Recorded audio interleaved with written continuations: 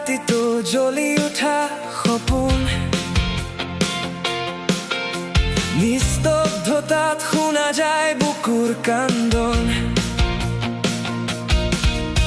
সত্য লুকুৱাই থকাৰ চেষ্টা যিমানেই হওক সময় এদিন ক'ব সকলো কথা পোহৰলৈ আহক তুমি যে গ'লেও স্মৃতি নোহোৱা নাই